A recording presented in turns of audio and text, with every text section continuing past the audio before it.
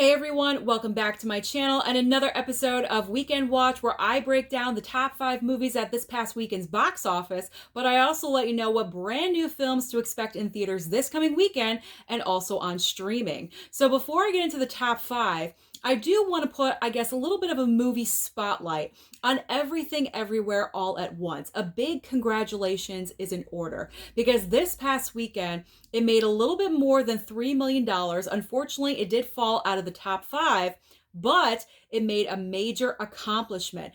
Everything Everywhere All at Once is officially the largest domestic earner for A24. The previous title holder was Uncut Gems with $50 million, but currently right now, Everything Everywhere All at Once is right now sitting at $52 million. So congratulations to this movie. It's extremely impressive. The word of mouth is unbelievable.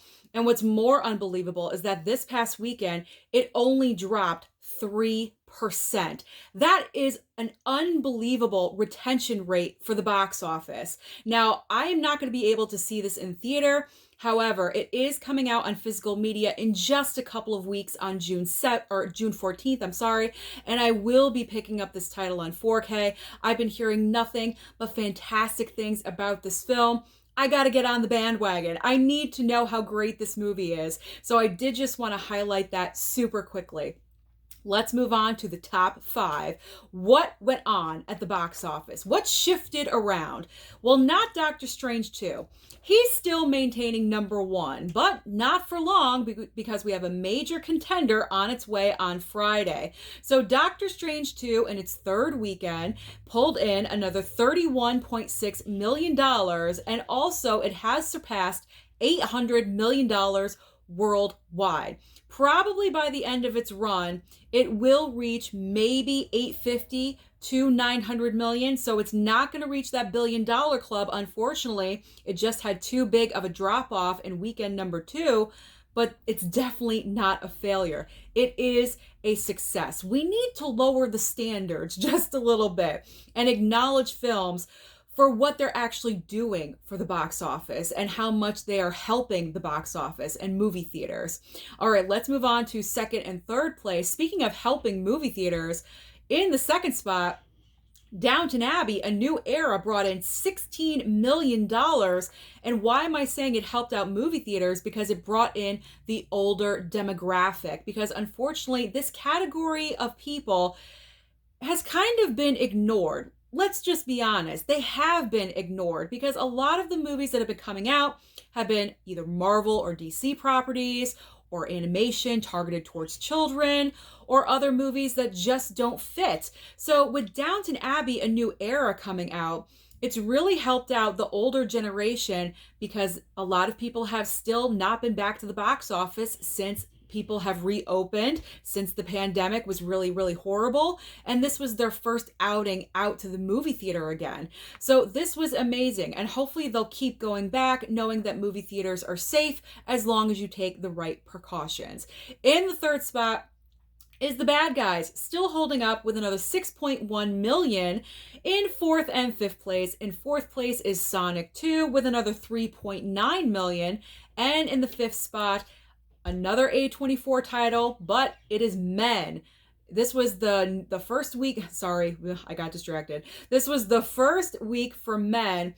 Another weird horror film from A24. However, it didn't really make that much of an impact with only 3.2 million. So Everything Everywhere All at Once does not have any worries about losing its crown anytime soon. I don't think that's going to happen. So what is new to the box office this coming weekend that you can look forward to? It's Memorial Day weekend coming up. Top Gun Maverick. How perfect. You could not line up anything more perfect than Top Gun Maverick being released on Memorial Day weekend. I am calling it right now. It's going to be the number 1 film when I'm sitting here next week talking to you guys. And I was not planning on going to see this film in theater. However, the word of mouth and the praise that this movie is getting, the reviews, the early reviews, everyone is saying that this film is fantastic. It's better than the original. So that has really changed my mind, and I'm probably most likely going to experience this in the theater. But if that's not your cup of tea, maybe you have children and you want to go see something together, there is another option, the Bob's Burgers movie. So there is a little bit of something for everyone out there at the movie theater this coming weekend.